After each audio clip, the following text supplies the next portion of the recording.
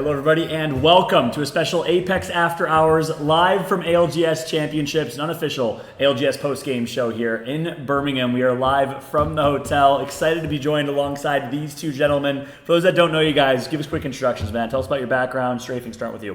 I'm Strafingflame. I started competing 3 years ago, and I've just been playing the game. and dominating this event. Congrats on top 2, by the way. Thank you very much. Solid showing. Voltic, the one and only, the meme lord from Twitter himself. How you doing, brother? Hello, everyone. Yes, I'm Voltic. Like Flame, I've been playing the game for 3 years. I'm a former pro player, now turned coach. I'm currently doing college at ODU in Virginia. So on top of that, I'm coaching Blackhand here. Man's hustling, coaching, university full time.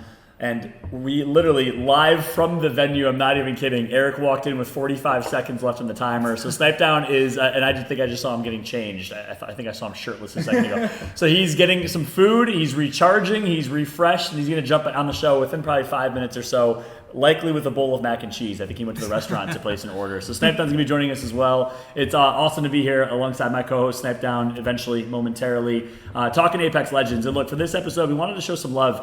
We have not had a chance to have an APAC South team. You guys are the first. Congratulations on the Apex After Hours. Yeah, welcome officially, boys. Yep, firm handshakes all around.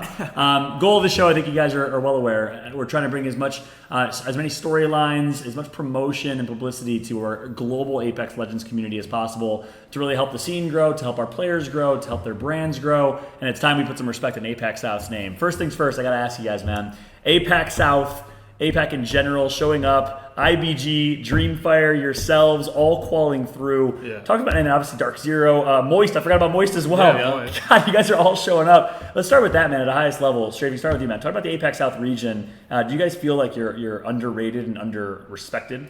I definitely think we're under-respected, but at the same time, it's all about performance, right? The last line was a pretty disappointing performance for APAC South, but I feel like everyone is kind of determined to bring it back. You know, we have 5 teams qualified to winners bracket this time, and I believe a lot of those will make it to finals through winners bracket. Wait, all 5 of you guys qualified? What's the last team? Sorry, it's 5 out of 7. Yeah, 7. Okay, yes, that's right. You guys have 2 extra spots. IBG, Moist, us, and Tommy Dreamfire. Dreamfire. I mentioned Tommy first, yeah. That's insane, man. Yeah. You guys got the additional 2 spots, and I love the format. The fact that you guys got rewarded and recognized for your performance, you got 2 additional spots is awesome. Voltic, you're like the token American supporting the APAC South team. I'd love to hear your take, man. Obviously, you've been living and breathing this region for quite some time. It's been nice getting a new breath of fresh air coming from NA. And, you know, learning about a whole different region, it's a whole different ballgame. And it's been super fun learning each and every other different team and how they play. And, you know, just learning from them as well. Like, they've been a huge help in helping me learn the region and who's who and how they play and everything. So that region, I feel like they're definitely underrated and under-respected. But, you know, when it comes to LAN, you know, the points matter. And, you know, if you come to play that day, then, you know, you'll shine, and everyone will see that. Everyone will start respecting you guys. That's a good point. The stats don't lie, the results don't lie, and historically speaking, APAC South has always shown up on LAN. Like you said, last LAN was a little disappointing for your guys'. Yeah. I think the bar you've set for yourself, which is so darn high, but overall, y'all have performed. Last question on the region, then we have to jump into all types of topics for the day. We're going to give you guys a preview of what's to come. Break down the region. Everyone thinks of APAC South, they think of Australia, right? You know, the Dark Zero boys with the Aussie flag winning back-to-back events with Reignite and Dark Zero. They think of Moist. But it's not just Australia. Break down the rest of the region for me. And obviously your team, are you guys all Indonesian descent? No. Two-thirds, right? Two-thirds. Awesome. Break down the rest of the region for me. So and really the Indonesian scene in general, is it pretty popular, would you say, in the region outside of Australia? So in Indonesia, like Apex isn't very popular. I just want to clarify, what do you mean by breaking down each of the teams? So like what other countries outside of Australia are well represented and really have shown up? All right, so for the very ignorant people that aren't aware, like, I think a lot of people think that it's just Australia. So generally, about 2-3 years ago, the Thailand scene was like very, very big. A lot of the competitors were coming from Thailand. Those the old rosters myth or made in Thailand. Like top of the LGS. Yeah, there was a lot of good teams were from Thailand. Nowadays, a lot of those teams have retired. You still have a lot of really good teams like coming from Thailand, but generally a lot of the older teams aren't really playing the game anymore. Now there's a resurgence of like Mandarin teams. I think maybe around the first year of competing, there was a lot of like Mandarin speaking teams like Hong Kong, Taiwan, China. A lot of teams from there, but I think they like died out for a bit. I'm not really sure why, but they are back in full force now. A lot of our lobbies in APAC South especially are just like Mandarin speaking teams, and they're all really, really good. It is incredible how good they are. Like mechanically, they give any of the top teams like a run for their money. Of course, there's a lot that they're lacking, like especially just because of experience, right? And like they don't hold themselves to a higher standard, but they are like insane. Wow. They have a lot of potential. Of course, the Indonesian teams, can't forget. Represent, by the way. Yes. Real quick. Representing. Well, unfortunately, like they qual for LAN quite a bit, but they don't like. They never get their visas. You know, it's very unfortunate. It's like, I just don't really know what to say about that, because when you qual for LAN, you don't make it. It takes a toll on your dedication. You know, it's like you've done all this work, you make it to LAN, and then you don't make it to LAN. Yeah. Right? You're spending the whole 2 months just like wondering if you're gonna get into LAN, and you just end up not playing, and it's a very crushing feeling for sure. Heartbreaking. Yeah. Hard goes out to Dewa. And pardon the ignorance, Dewa qualified. Was it the last LAN that they qualified for? So, yeah, it was just the last. It was the last LAN right before this. Remember? Yep, exactly. Makes sense. And obviously they're able to compete in previous LANs, but I think with like 1/3 of the roster and substitutes. They also had issues at Champs last year, if I remember correctly. And I don't believe Indonesians have had that problem, but someone from Thailand. From Thailand, it was. Yep, makes total sense. So really interesting. That's actually an awesome breakdown, and specifically on the Mandarin speaking teams, like you said.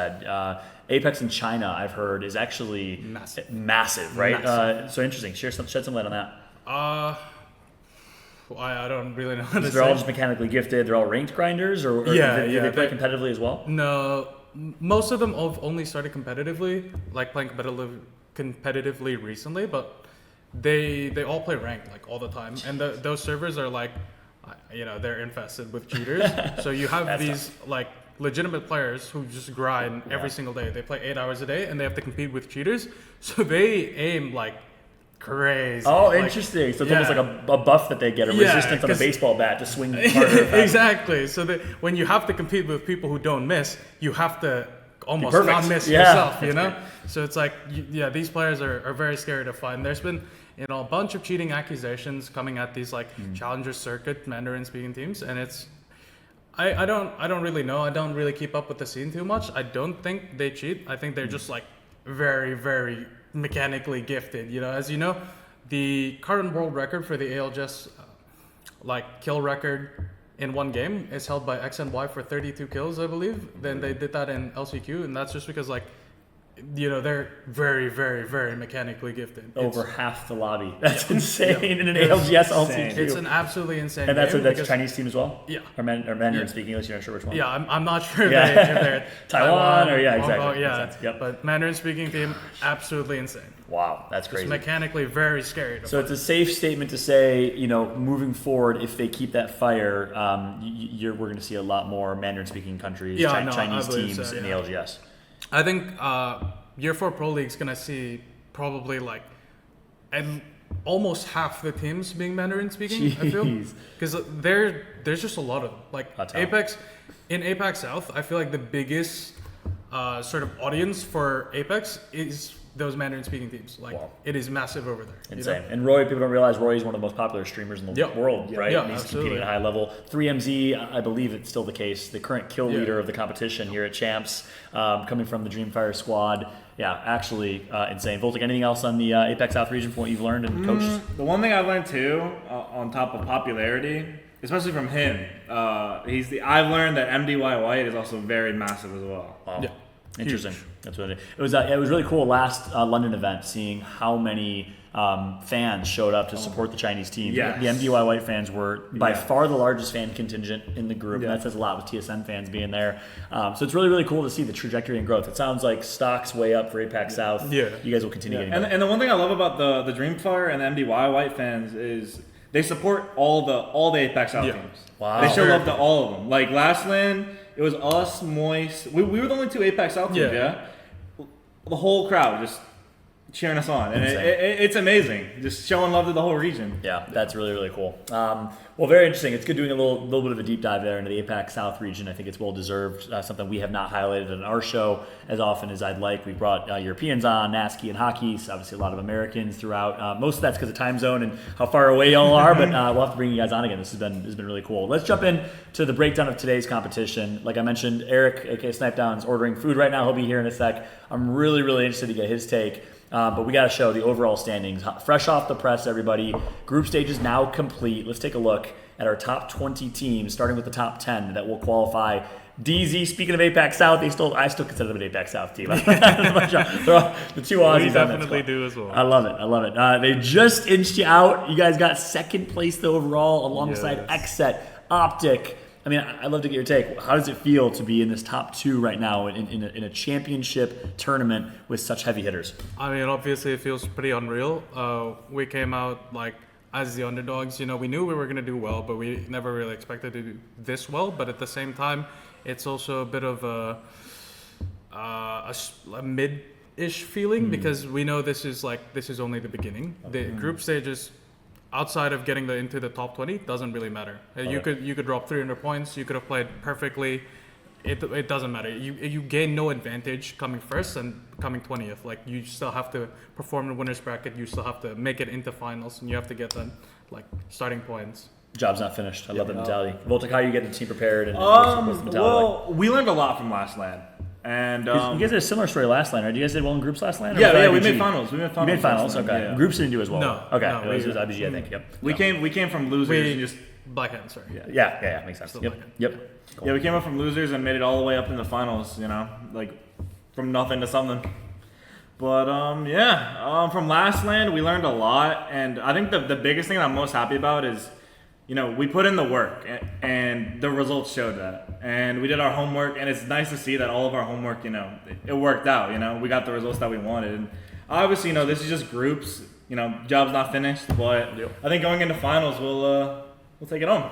I love it. Yeah, and I'm excited to learn a little more about what exactly, what type of work y'all put in and what the preparation was like. We'll jump into that. But I want to show the second page, if we do have them, of those standings. 20th place, like you said, no difference between 20th and first. And what's going to be cool when we get it sniped down here in a few minutes, you get to tell of two tales. You guys got second place. They barely inch in 20th place with 103, tied with Tom Young Kung. Like you mentioned, Tom Young Kung, the fifth of the 7 teams to qualify to the winner's bracket, which is insane. But this is what it looked like. Really interesting, showing teams like NRG, Alliance, typically top 5, top 7 teams. Even FaZe, you got top 5 at the last LAN, barely sneaking in.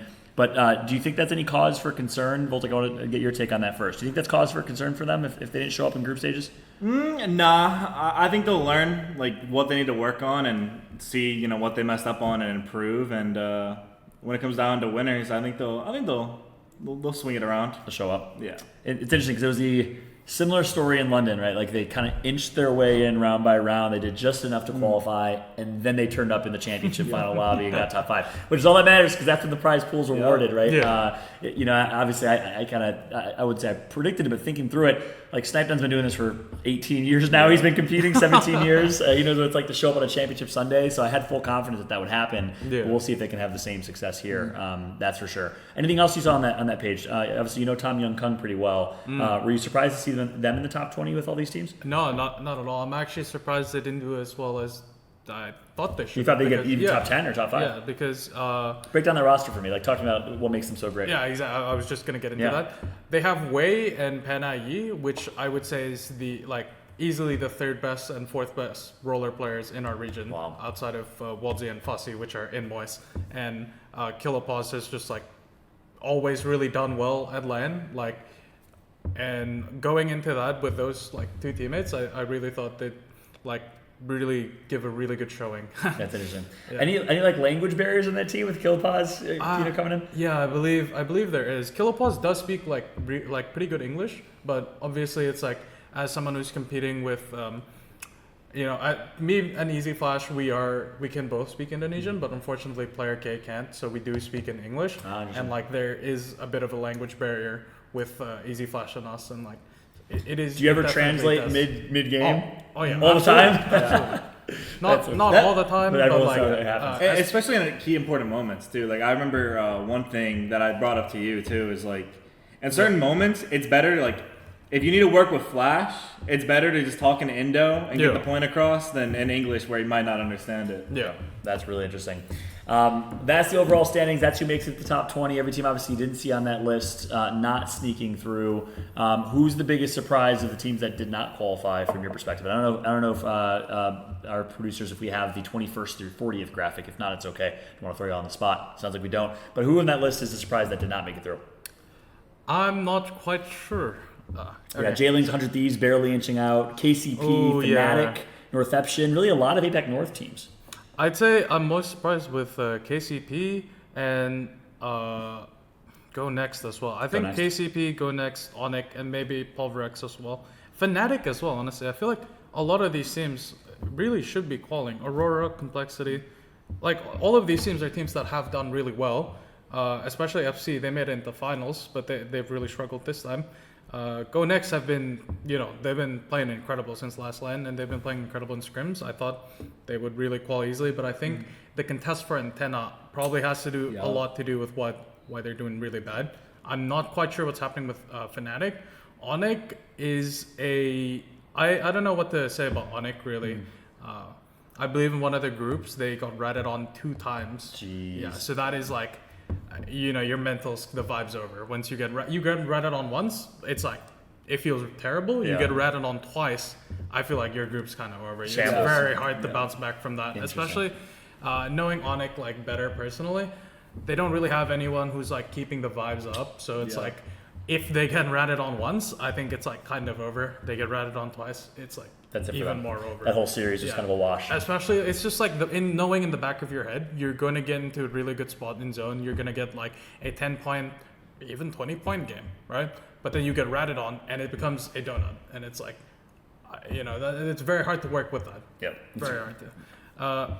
I think with KCP, that's an even bigger surprise. I'm not really sure what happened with KCP because, Nasky is like a very, very good IGL. And King of vibes. Yeah, absolutely. And he's like only gone better as a player. Like I watched some of his streams and I'm like very surprised with how good he is mechanically now. It's like he's definitely among the best, at least when it comes to long range. And then you have Zayn, who's like, Zayn, like one of the best controller players in the world easily. Serdal, one of the best support players in the world. So it's like very surprising to me that they're finding it difficult to vault the winners bracket because I would assume they'd be at the top 10. Yeah, that's a good point. Voltic, you mentioned you guys were here last event. First off, any other comments on teams that are not here? Second, as a coach for one of these teams, what do you typically tell those guys? Yeah, so KCP, I was actually very surprised they didn't make it into winners because they usually perform really well. But I was really sad and surprised to see J-Lings and 100 Thieves not make it. Yeah, but then tragic. But then they are both also contested on some of the groups, so that really does, mess up some scoring there. But yeah, no, 100 Thieves, I don't know, their comp, from where they're playing from, it just, I don't know. I feel like if they switched it, they could have easily made it into winners, in my opinion. But overall, the only teams for me that surprised me was KCP, I guess Fnatic as well, and I mean J-Lings and 100 Thieves, they were right on the cusp, but I think if they weren't contested, I think they would have easily made it in. But yeah, overall, I would just say those teams. Most surprising. Yep. Yeah. And of course, I think the general theme APAC North, Gambaria Tucson in 38th place, which is shocking. That is very, very shocking. I'd miss that. Yeah, that's probably one of the biggest shockers. I mean, look, it's one thing to be in the spot of J-Lings, 100 Thieves, not qualifying by 5 to 6 to 7 points. It's another to be Gambaria Tucson, a top team considered by many to get 38th place overall with 47 points, which is a shocker. I'm sure Imperial Hal was very happy to see Kippy score in dead last, 40th place with 42 points. E36 are down there as and well. E36 and 39 as well. That was surprising. Look at this guy. This guy's got an actual feast in front of him. It's a whole course meal. On the food real quick. I gotta get the flower plant out of here. The kitchen had 6 minutes before closing. I got there. I was pressing so hard, and the guys were just ignoring me. I was like, dude, I'm gonna scream at someone. But you're clutching in every possible way. Every right single now. way. Last game, last couple minutes. That's great. Well, welcome everybody. Snip3down to the show. My co-host good to have you here, man. I know it's been a hell of a day for you. I big appreciate you taking the time, man. Thank you. He's going to be enjoying some Fist food bumps here. all around. Fist bumps all around. He's going to be enjoying some food here, which is well deserved. Eric, before you take that first bite and enjoy, I'm just smelling it right now. that's exactly right. I'm sorry, this is torture. I gotta get your take, man. You guys clutch up last game, secure a top 3 finish in that last series, and make it in 20th place over 100 Thieves and J-Lings. What happened today? I mean, the first set of games was like the most abysmal that we've played since the last event. But actually, we're just not a morning team at all. We have we tried to play 9 a.m. scrims a couple times. We tried them twice, and both times it was like the worst, most meaningless set of scrims. Scrims are always pretty bad. Yeah. But we tried playing in the morning, and it was like degens. I think I threw like 5 of 6 games the first 9 a.m. scrims because I woke up at 8:57. No like, shot. Dude, I had been, my schedule was terrible. We were like, yeah, we'll try morning scrims. Woke up at 8:57. Literally hopped on right away. I wasn't awake, and it was just like we're just not a morning team. Like me and Frex made multiple mistakes in the 9 a.m. or in the matches this morning, and it just kind of like 11 points, man. That's like as bad as it gets. Like 6 games, like we're averaging less than 2 points a game. Yeah, it's horrible. If we could show the graphic again, BMIC had the bottom 11 to 20 graphic that showed your stat. By the way, shout out to our production team. We've leveled up our production an insane amount here for after hours. We got the 2 cameras set up. Eric catching up. We got 2 producers in the room. We have a producer at home, BMIC, who's calling all the shots. But take a look here. I'm just gonna not the phase roast. Looking at your guys' stats, your KD, a kill heavy, slaying heavy team, 0.8 compared to teams like NRG with 1.24 overall KD. Damage, kills, 41 kills, lowest amount of kills except for Ascend with 38, who's definitely an early rotate team. You weren't joking.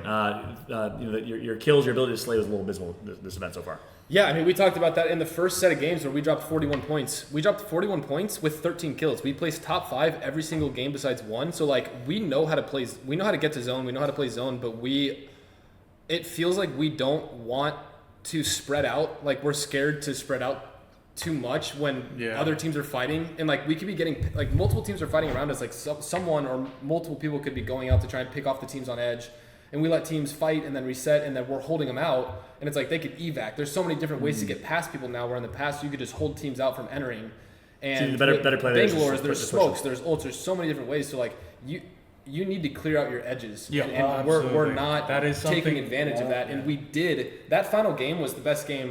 I mean, game 2, I think it was on Storm Point, should have been a 27-point win for us. Was that the Launchpad game? That was the game that ended Barometer. The one outside. We made insane plays. Like, our comms was the best that we had done. And then we ended up third-partying the teams at that island.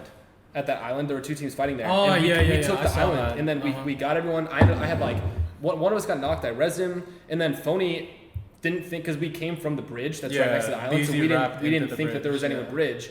And so Phony, because comms were so hectic and he's getting all hyped up and riled up, he is popping a medkit. He had a red armor swap and it was like 15 HP. Wow. And he's popping a medkit and jumps into the open because he thinks no one's bridge. DZ melts him and then pushes us, and we die in 8th with 6 kills. And DZ wins the game with 7 more kills. I was like, so we went from a 27-point win to an 8th with 6 kills. And it was like, that was, Phony will attest to this. That's the biggest throw that he's had in my entire time teaming with him, online or LAN. Wow. It was bad, and he bounced back. He tweeted 7 hours ago, basically saying that he's like, I'm done playing like a pansy, done playing scared. He's been self-critical, which is great. What do you think? It's obviously when your IGL is playing a little bit scared, that's a scary place to be. Do you think he's learned from group stages? Or do you think overall it's a good thing that you guys maybe didn't show up as good as a wake-up call? I think that last game was a huge wake-up call for how we need to play. Nice. We said at the start, we were like, we need probably a win with 5 kills, or somewhere around the 16 to 20 point range for us to qualify.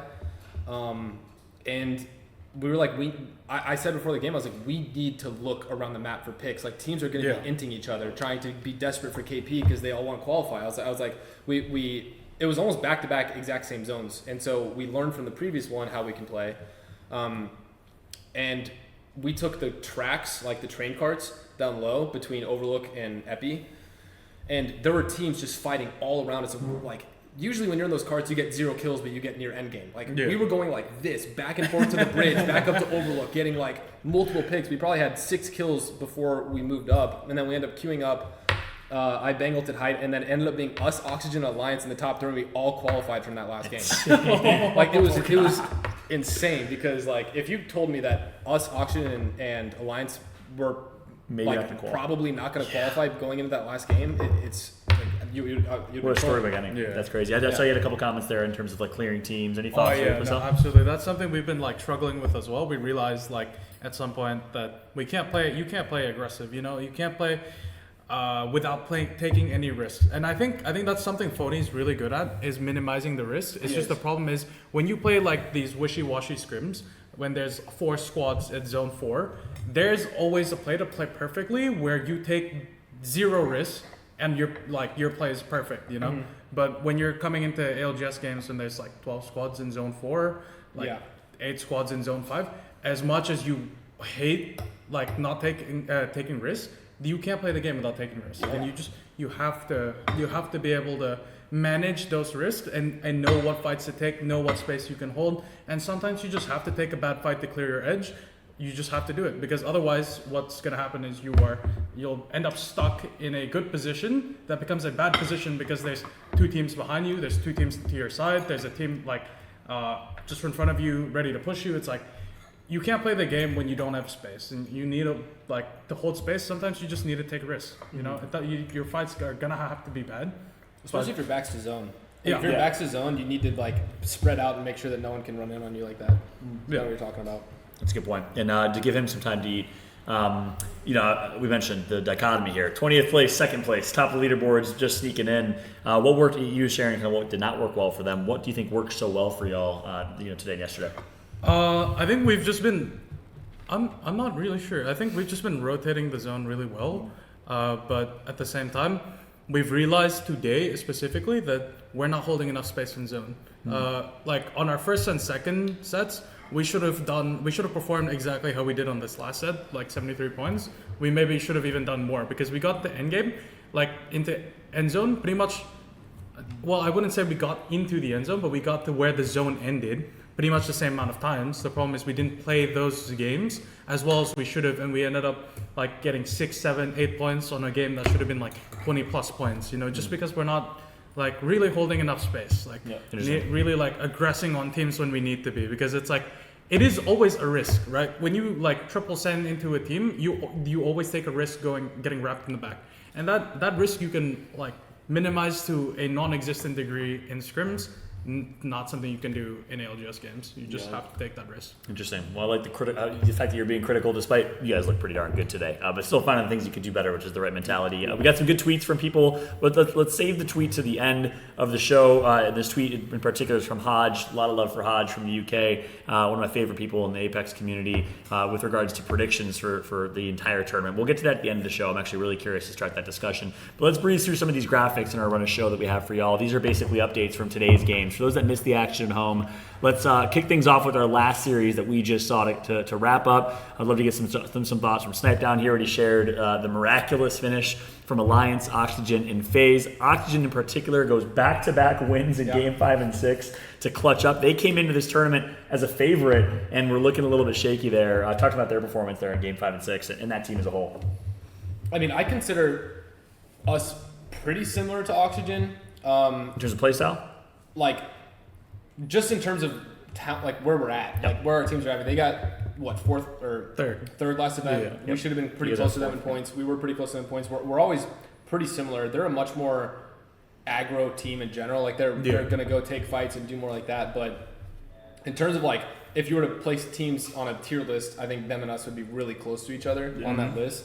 And we're close with that team. Like we joke around with that team. We see them like. We're all really close to them. So seeing them qualify and us all qualify and then go back to back, like it's a good feeling seeing the teams that are the top teams in the finals lobby, as it should be. Because if we didn't qualify, like let's say us, Oxygen, Alliance, which we're all right on the border of not qualifying, like all of those teams in losers bracket is crazy. I can't imagine the gauntlet that would have become. And it's just kind of a breath of fresh air to not like we have a day off. Like I'm drinking a beer, eating food. Like this was a stressful day. So I can imagine. That's awesome. Let's take a look at the leaderboard from the last series. Again, for those that missed the action and are just catching up, maybe you're getting off of work this Thursday afternoon in the States. Oxygen takes home first with a tie alongside Optic Gaming. They win the tiebreaker with a miraculous, remarkable Game 5 and 6 performance. Optic right behind them, Dark Zero in third, Sentinels in fifth, FaZe in fourth. So it's all NA teams, top 5 teams, all NA, and then you see some other regions start to show up as well. Voltic, from this top 5, top 10, I'd love to get your thoughts on Sentinel. Did Sentinels qualify through? Yes. I think they did, right? They did. Yeah, they did. Yeah, massive. They ended up getting 8th place by They're a comfortably in. a I don't solid think showing. Pulverex in Disguise and Realize all did not qualify. All did not. APAC North in general, we talked about that earlier. Yeah. They were there too. Like Pulverex won the first game with I think 19 points. They had 32, I think, going into World's Edge. So they had like they dropped back-to-back games with minimal points. So that's got to be a tough one to swallow. Yeah. Yeah, for sure. Interesting about this page, Dark Zero, 19.8k total damage as a team, 31 kills, ridiculous performance from them. Obviously an insane amount of talent, that's what you're used to seeing from them. But I mean, compared to Optic and Oxygen, look at the damage differential. That is a Dark Zero type performance. FaZe, what's really interesting, Eric, FaZe 24 kills, so quite a few below everyone else. You guys are playing fairly placement focused, and you guys are getting a lot of your points from placement, it seems like. Yeah, I mean, we're getting tons of our points from placement right now. I mean, that last game was the most kills we've had in any game. We dropped second place with 10 kills. So we dropped, I mean, Frex farmed that last game. It was, the game before that, we left a lot of points on the table. We had some we had some ults that could have been better. The catwalk could have been better. My bang ult could have been in a different spot. And we got fourth with 0 kills. I mean, that's us. Like, we get good placements with not that much KP. I think there was a game last LAN where we had second place with 0 kills. And it was like, we make good routes, but I think going into finals, just like we did last finals, I don't know what it is in group stages or what, but now that we have that weight lifted off our shoulder of making finals, it's like, all right, now we can play our game the right way. Like, we saw how we did that last game, and it's like, that's how we need to bring the energy. The energy we had today was phenomenal. If we continue that, I can't see us not getting top 10. Yeah, sorry. When you say second place, was that the launch site game? Yeah. Yeah, I remember watching that game. You guys were like 3-man looting the low ball when there were kills outside your building. Yeah. And I feel like that was part of the reason I used to run Loba. Part of the reason I dropped it is because instead of like being able to 3-man look up for kills, we're 3-man looting the low ball as people are fighting around us. It's kind of like crypto too.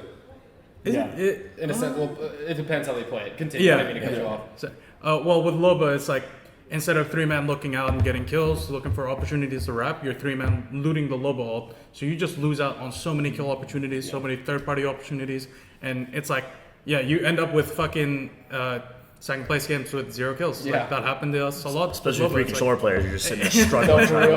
That makes me wonder, has there ever been a successful Loba team like in ALGS? NRG? I was going to say, NRG played Loba, but their placements were much better without Loba. Like, Were they? On LAN, their best placements have been with, Sweet played Bang. Yeah, on the it was event on they got Star second. Boy, He was yeah. he was farming. Like, I think when Sweet's on an aggro character that he's like genuinely looking for plays, and he's the one doing it, because Guild is a phenomenal backup. Like, having him as a gunner behind you is great.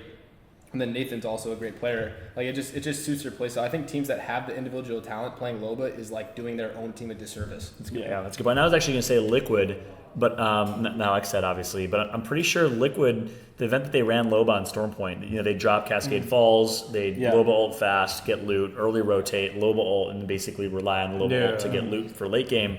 But I think the event that they were running Loba, they ended up not doing well. That was Champs last year. 11th place. Yeah, it's 11th or usually 16th or 14th or something like that. Yeah, No, I believe it was 11th specifically. Yeah. At Champs last year, was it? Okay, yeah, you're when right. it was with Guild, and they're a very good team. They've come like 4th back to back already, and I think that's like usually what they place.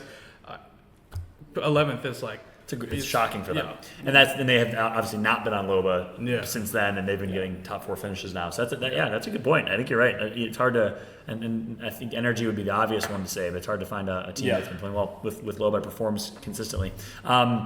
One big storyline I want to talk about before we jump into our other groups, it's the corny tagline, the effect. Well, what a dramatic storyline for this event. Mandy flies out on a whim, subs in for Alliance again, performs, in my eyes, plays really, really well, just like he did when he played with Alliance the first event.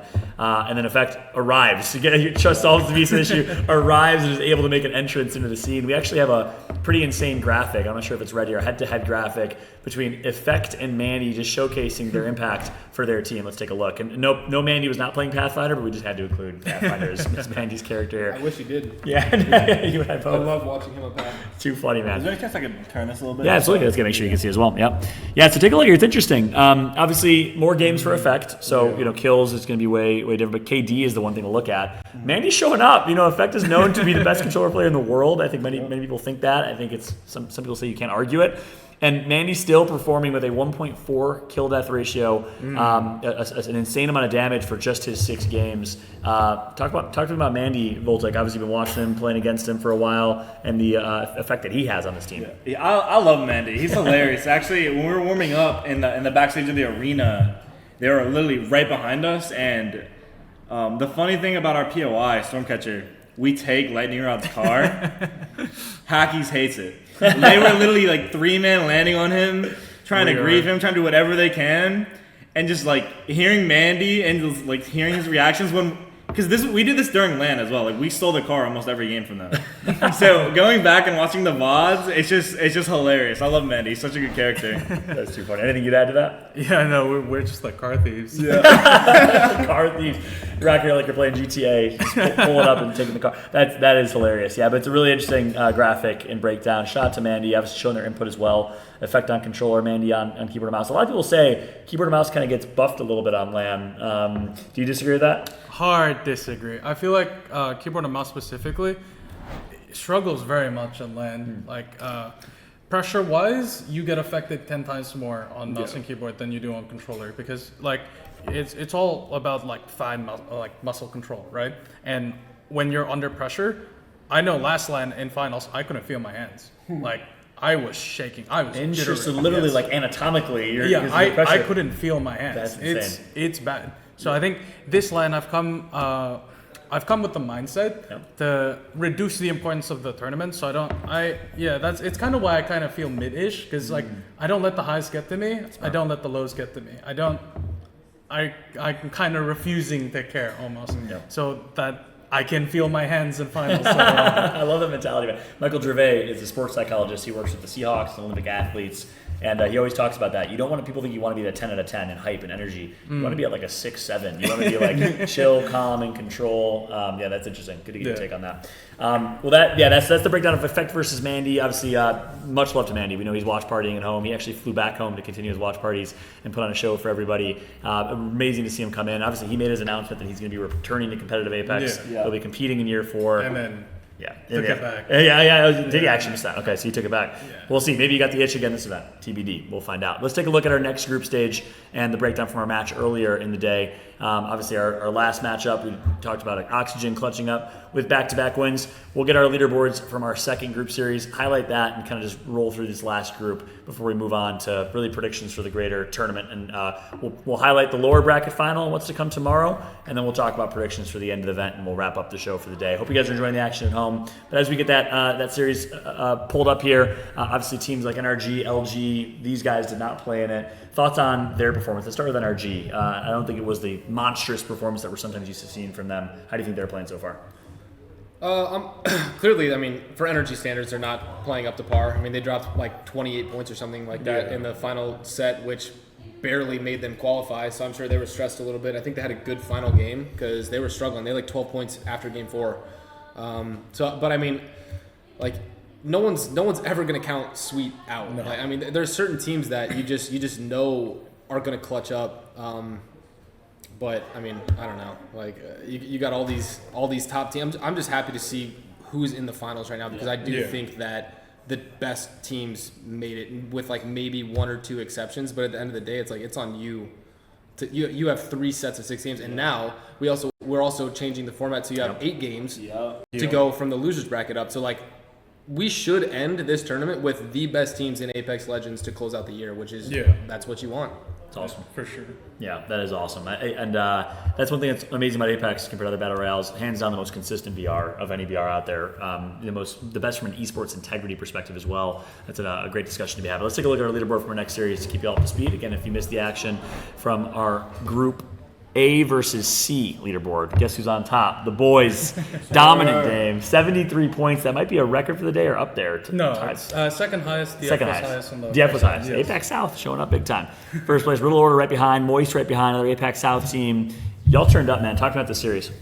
So I think we fixed a lot of our problems coming in like in the first 2 sets, which was mainly just not playing aggressive enough. Like I realized after the first 2 sets what I've just spoke to Snip3down about, that you can't play the game without taking risks. You know, as much as I would love to think everything through and like find the best play, the game just does not work like that. Yeah. Like you will eventually have to, you know, take a bad fight to clear your edge and to just like.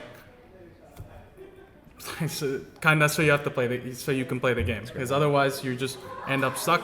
You die 6th place with 1 kill. You die like 3rd place with 2 kills. It's like you need to take a fight. Otherwise you'll never be able to win a game. That's really interesting. Voltic, what do you got? Obviously, the first 2 series you guys didn't perform this well, and you turned it around in the 3rd series. What was the difference? Literally what he said, taking risks. I mean, like our zone placement, you know, getting in a zone we've never had an issue with.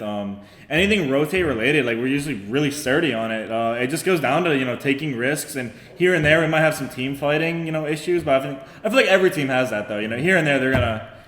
You can't play perfect 24/7. You know, there's always gonna be a little mistake. But it just went down to risks, and after also the quality of the lobbies too. Like this lobby, I feel like played out perfect for us. Whereas the other lobbies, the other groups, you know, they were a little bit harder to, you know, play out. But this one we kind of read it and executed it perfectly. Yep, it certainly showed. 26 kills, just 3 kills behind the kill leader in middle order, but you obviously inched him out in placement by a mile. Really dominant performance. 2.6 KD.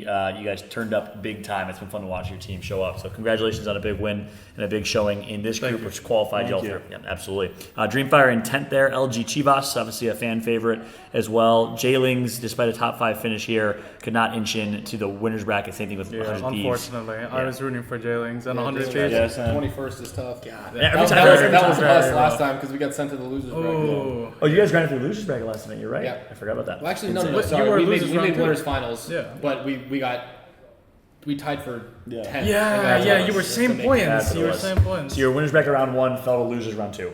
Yes. That's what it was. Yeah, I remember that. And then we tie-breaked again and won the tie-break. Yeah. So similar story. Like you barely kind of inched in, and then you guys, you know, show up in the championship final. So we'll get to that. We'll get to the breakdown here. Obviously, looking at 11 through 20, Ascend, NRG, Pioneers, all with less than expected performances across the board here. With NRG, they really should have qualified off the back of the first set. Yeah, we missed one. Yeah. There was just one game in Overlook where they landed. They got rotated into Godspot, the one building in Godspot, where the team that won DZ ended up. Wait, no, I don't believe it was DZ, but the team that won was the team at the house, and they were at that house. Unfortunately, we were looking at that house, and it was y'all. Yes, I had a longbow. Player had a charge rifle. Guild opens the door, and I shoot into the doorway. 106 to Bangalore. Player hits him. He dies. They get pushed. They die. In Godspot at like 18th place. Tragic. It is tragic. That was their 3rd game. So first game, 32 point win, right? 20 kills, absolutely incredible. Yeah. Second game, Sweet's computer is like 60 FPS. You can't play the game. Jeez. Vibes are like down. And then 3rd game, they get into Godspot. Guild opens the door. Nathan insta dies for it. And they lose Godspot because of that. Oh my gosh. Did you go back and listen to the comms? No, I can't do that. I actually did, but this like, you know how like the command center like cuts out? Yeah, it cut out. Oh, that is so funny. I'm kind of glad it does that because people would think our team is just really toxic. We just start like yelling at each other after we die certain ways. Oh. Yeah. Actually, Phony just starts yelling at one of them, me or Frax. It just turns into it. Let me correct that for sure. Too funny. Let's quickly showcase our last leaderboard for our last group. I want to work through that. We won't discuss it too much because I want to get to other bigger and better things as well. But we will jump into our last group stage match in just a moment here, and then get into lower bracket discussions. I want to talk a little bit about meta. It's really interesting. Yep. No Seer being in play here. I love that. It feels great. Finally got off Seer. Crazy turn of events the last 2 months. So that, of course, is a discussion we have to have. But we'll walk through our last and final group series for those that missed it here in a moment when we do have a chance to. Our team is working very hard to get that graphic up in just a moment. As that happens, let's jump into the meta discussion though. I think it's totally fine. Yeah, no Seer. I guess for those that have not watched since London, maybe they're tuning back into competitive Apex. What changed?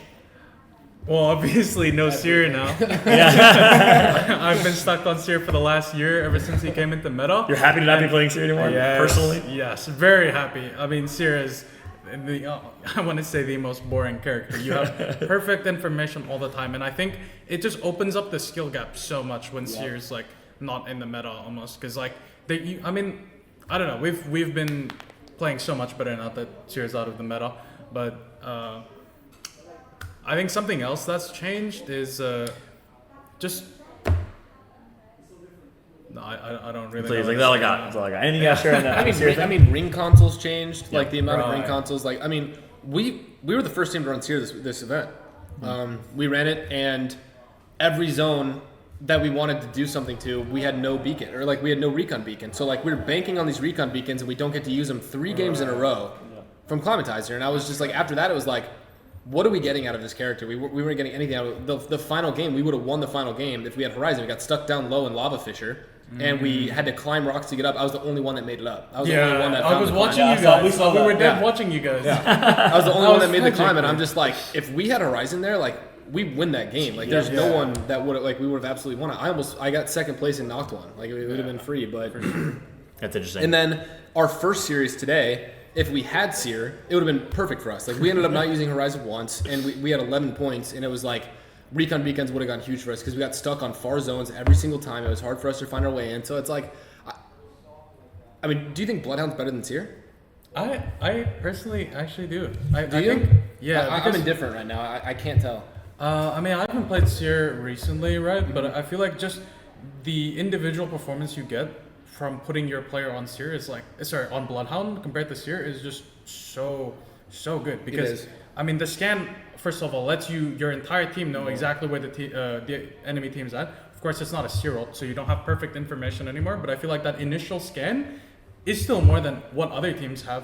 And something that Oxygen brought up to me was that when you have Bloodhound ult, you control the pace of the play, right? You are so fast, right? Like with you can just Horizon ult, push with like the Bloodhounds running at max speed, and like with that extra speed, if you are a controller player, any player really fighting someone who's not on Bloodhound, you are like one-clipping them so much easier just because you're moving so much faster. Yeah, you have Bang passive at all times. Like exactly. Flying. So it's crazy, and as well, visual clutter doesn't affect you. Yeah, you throw a thermite and that's a one-way. You throw a smoke, that's a one-way. It's with how many bangs too. Bloodhound is like perfect combination with that. I think Bloodhound is better for sure. I think you have to. Bloodhound is like a unique position. Like you really need to know how to play that character. You can't just pop ult, like scan, not have your Raven, like multiple things. It's like you pop ult and don't scan at the right time. You're waiting 30 seconds. You don't have scanning. You have one scan per fight now, but I feel like with Seer the way it's at right now, with how hard it is to hit a Q as well. I feel like Hound ult is just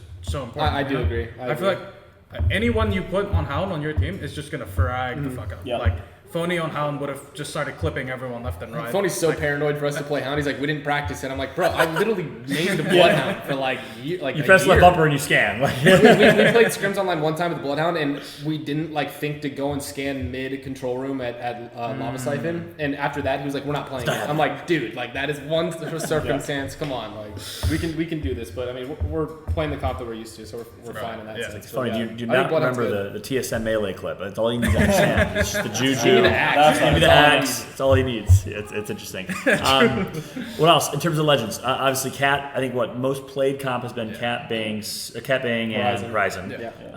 Is that the firm meta, or do you think there's multiple team comps that are just as good? I think Fuse is really good. Yeah. I was about to say Fuse coming into the mix. I think I'm just happy to see a lot of different just different comps being used. You know, it's always been like the same, comp for every team, but now people are starting to mix it up. Obviously, you have like your two like base sets, like okay, like we need a catalyst, but people are just mixing it up, and I feel like they're also like playing more comps that are good for their POI. Like us, we have to use Watson, and J-Lings they land Monument, they use Valkyrie for their play style.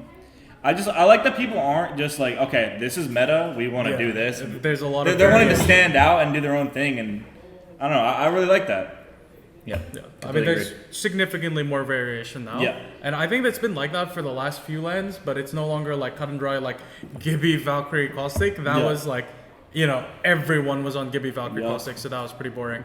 But Catalyst, the way it is just the best character in the game right now. Like, we were going to run Horizon. Catalyst over Horizon, you think? Not necessarily. It depends on the map. Yes, okay. Interesting. I think so. Catalyst over like whatever the third character is, because Catalyst is just unbelievably strong. Yeah. I think all three of those characters have a right to be possibly the best character in the game right now. Wow. I would put Bane, Horizon, and Cat are all such uniquely yeah. good characters. Like, you could fit any of those characters in almost any comp. Yeah. I think the thing is though, it's like Bangalore and Horizon, we use almost interchangeably, and we run Horizon on World's Edge, we run Bangalore on Stormpoint, and it's more so to help with like clearing fights, right? Horizon with the Horizon ult, Bangalore with the Bangalore ult, and with Catalyst, it just provides so much stability, right? Like the cat queues in general is like insane. It's like almost a mini Seer queue. Right? We don't even use cat queues to hold the building. We use cat queues outwards to know if a team's like walking up on us. Yeah, just to see if it spikes up. Yeah, it gives exactly. You info. It's incredible. And then just the wall, like there's nothing you can say about the wall. It is in my opinion, the single strongest ultimate in the game right now. I retract what I said before. I think it's just Bang and Cat. I think those two together has so much like. It's like what Gibby Bubble used to be, where you have that 12 seconds to recover and kind of make a play. Like that's what Bank Smokes are, and you have two of them.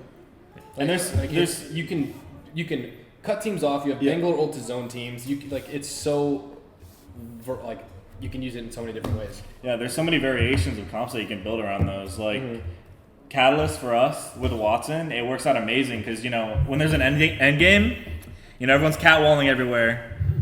Put fences down everywhere. If they peek you, they get stunned and it's just free beams. Like they're not coming back on the other side of the wall for a minute. So yeah, such a healthy overall meta. And then lastly, literally Watson fencing like their entire wall as they wall. That's true. As soon as they peek, That's really true. Unfortunately, my end game comms is literally just fence the wall. literally the whole time. That was dude, you guys had really good comms. Like the comms were really clear in terms of what the plan is.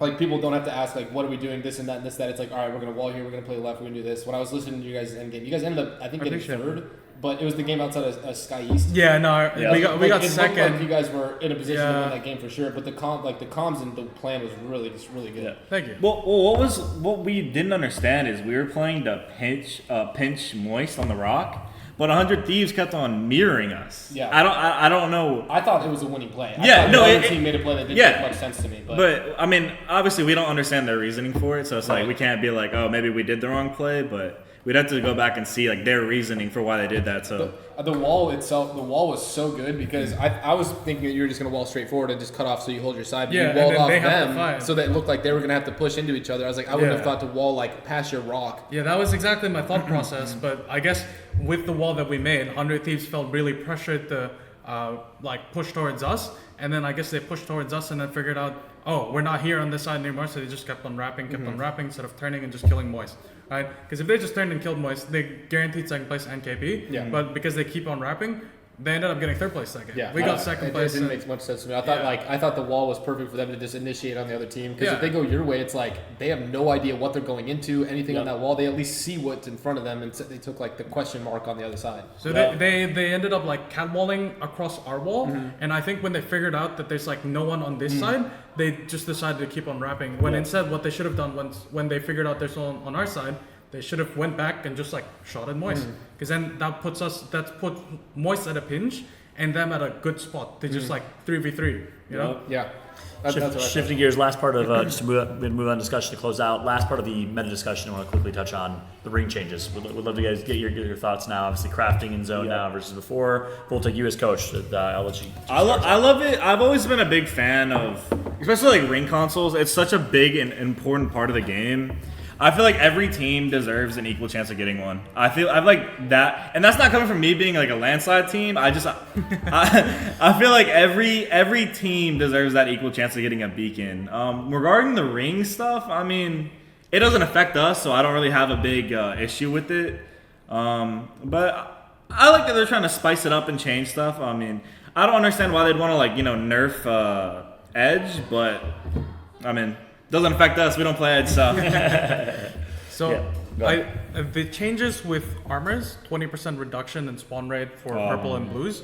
I absolutely love. I mean, coming from landslide. I mean, we're walking out with triple white either way. It doesn't affect us. It did not affect you at all. Coming from landslide, we are coming triple whites. You're probably the only person that has that take. Yes. One of few. So now everyone gets to feel like they're landing in landslide. Were you flossing when they made the ring changes? So you guys had a 50% beacon? I would have been like, man, we're already so down bad at landslide. Now you get a beacon. It's like, okay, we have like one of the best rotate BOIs in the game. Exactly. Our first group. This LAN, we got more beacons in that first group on World's Edge than the entire last LAN. Yeah. The entire last LAN. Well, what was it, like 20% before? Like not even, like 15 it was maybe? 30 something. 30 It was like the lowest one. Yeah. Any thoughts you want to share on the ring changes? I mean, I think the ring changes I think they do, but minimally affect comp. Like, it doesn't really affect it too much. It affects ranked a lot, I think, like more so than anything. But for comp, I don't think it's a huge change. I think people will adapt to that pretty quickly. The only team that I can think of that really sits in zone and crafts a lot, I mean, LG does to get red armors a good amount, so maybe they have to leave a little sooner. I mean, Tech was notorious for sitting in zone all the time and crafting up.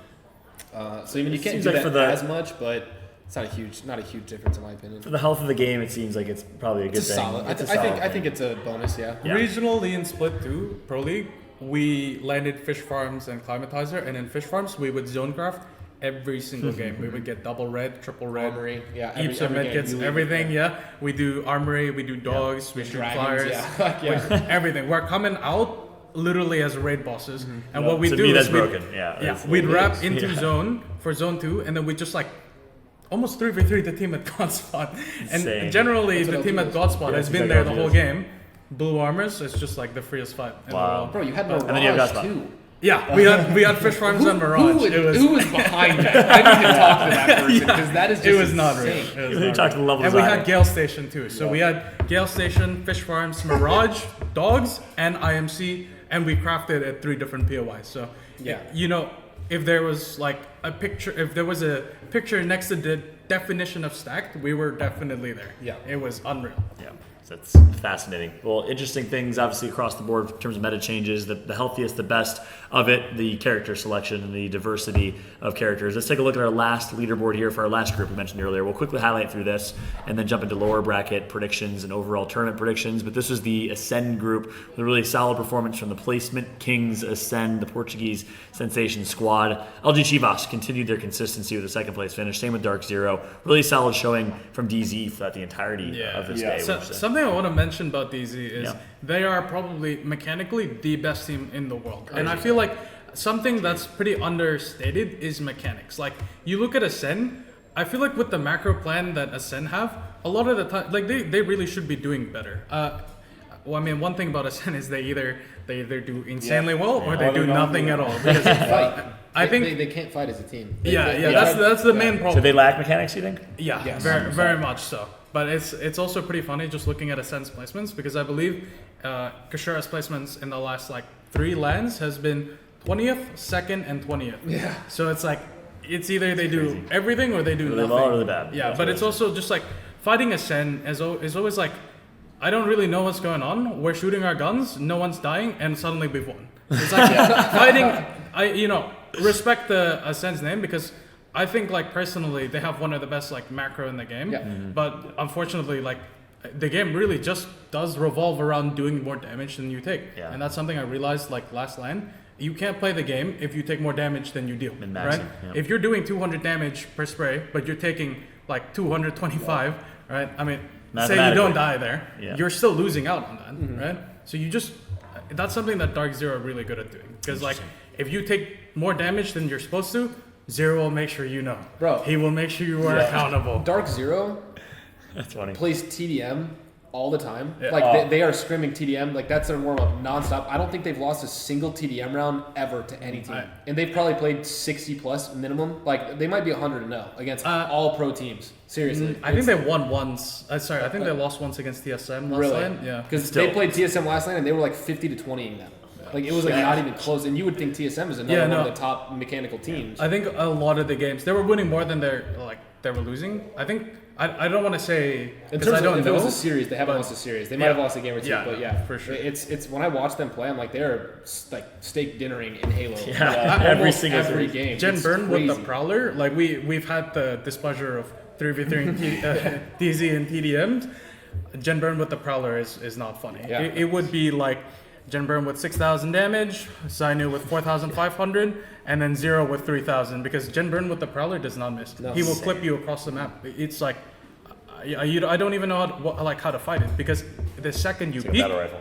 your armor's gone. You peek for like half a second too long, a tenth of a second too long. Now you're like 25 flesh, and then you die. Insane. It's like I think you Jen can't Burn's fight it. underrated. I don't think he gets enough credit. Like he did when he was playing in Australia. He was getting all the credit because everyone's like, this kid's a freak. Like lag comp looked like it was just like he was cheating. He was getting all these cheating, and then he moved to NA. DZ was kind of like they had not super dominating performances, and they won. They won the lane without Jen Burton, and then they won the lane with Jen Burton. But watching them play, like it's not his gun skill that makes him so good. He's a very Incredibly intuitive player. Yeah. Zero doesn't need to micro him. Zero needs to micro Zainu every now and then because Zainu's still figuring it out. He's a young prodigy, whatever you want to call him. But Jen Burton has like filled his role of people thinking he was just a brain dead aimer to where he makes plays. Like and it's not like force plays. It's he knows exactly what he needs to do on his team for the right time. Jen Burn, it impressed me a lot this past like month watching him. Jen Burn, in my opinion, is like one of the smartest players in the game, just because it's like he won't take any risk most of the time. Like his peaks are very calculated, very smart. So like almost never really get caught out, right? Unless it's like on the rotate and stuff. Like during fights, he's always positioning himself like in the right spots. And I feel like, Zero mentions this a lot, and I don't really know if it's like how true it is, but he mentions a lot that he strives to be the best IGL because he's catching up to Jen. And I really think there's a lot of truth in that, because Jen Burn fundamentally as a player is like near perfect. Like he plays, it's like his role as well. He couldn't play a fragger role because he like saw the risk and he didn't want to, like he couldn't really like take that it. risk. Yeah, That's how calculated like, he is. He sees all the risks and he like just can't really take it, and it's like it rounds back to what I was saying, how you can't play the game without taking any risks. And that's like something Zero is really good at. Like, he is looking at the risk, assessing it, and then taking it anyways. That's something I think Jen Burn lacks a bit, but because he's like very calculated and doesn't take risks, he plays the role perfectly, Mechanically, him and Zainu are like I'd say about the same, but because of the role Jen Burn plays, Zainu gets like a lot more clips just because he's like out in the front, like fighting As the fragger, But he's I think Yep. Wow. it's just like perfect for the team because you have someone with the same like top 1, top 2 mechanics on roller, and one of them's like really good at fighting, at like fragging, and the other is really good at anchoring almost, and just like being at the support and not making any mistakes, really. Interesting. Final thought on that, like last group stage I want to get your take on is the Dojo, team that Eric had a chance to bring on our show. What a story from this squad. Enemy. They qualify through. You guys are big enemy fans. Voltic, let's start with you, man. Thoughts on the Dojo and this roster? They said I'm not gonna say that surprised me, but the back-to-back, that was really cool. Regarding the Dojo, I kind of expected them to make winners. Top 20? Yeah, they were up there. I mean, I felt like they were gonna be either really close or just like coast through it. But regarding the Dojo, they lived up to my expectations. I mean, not much to really say. I don't have anything bad to say about them. You got a lot of love for enemy. Talk about that. Enemy. I mean, I've really only started talking to him like when I met him in someone's Discord channel. Capra's Discord channel. We were just chilling, but we just He's funny as all hell kid. Yeah, he's a very positive guy. He's a goober. I love it. I'm really hoping they do well. That's awesome, man. Yeah, it's a great story if they can continue to dominate. Obviously, Timmy's journey and trajectory in Apex from playing with Golden and the guys way back when. Yeah, it's crazy. It's so cool that Timmy's going back to the competitive. Yeah, it's amazing. I think that's like, it's kind of where it's at. Like, I mean, as a competitor, I don't really see like not competing. I don't know. It's like it doesn't really like I feel like calculate with me. I feel like once you compete, like there's always that itch to go back. Something he knows, I think, all too well. Yeah, 100%. I'm 16 years later still doing this. Still scratching that itch, for sure, yeah. That's right. Well, hey, that's a good discussion on the groups of the day. Obviously, we covered winner's bracket. Let's jump into our loser's bracket graphic and talk about predictions for our loser's bracket. It's crazy to think that on Friday, tomorrow, one series only, 8 games, which is great for consistency, as we all agreed, but 10 of these teams will not make it to Saturday. Crazy thing about. Let's jump right into it. Eric, any hot takes in terms of who will not qualify from this group? If we can show both the first page and the second page, that'd be great. Who will not qualify? Who will not qualify? Fnatic didn't show up. Geo didn't show up. I think just on this graphic, the teams that I would expect to qualify: J-Lings, 100 Thieves, Disguised, KCP, Fnatic.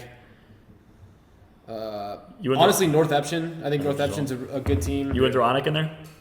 Onic is always hit or miss for me. Like I wouldn't say like with confidence that I think they would. And then whatever, I haven't seen the next page yet. So yeah, TBD next page. I really hope Riddle Order qualifies. I love those guys. They're like the kindest people. Every time we pass each other, it's good job, and we just like fist bump nonstop. And we bought their merch, and we're like we have this like love for each other. So definitely point for them. They had a really good final showing, so hopefully that gives them some confidence going in.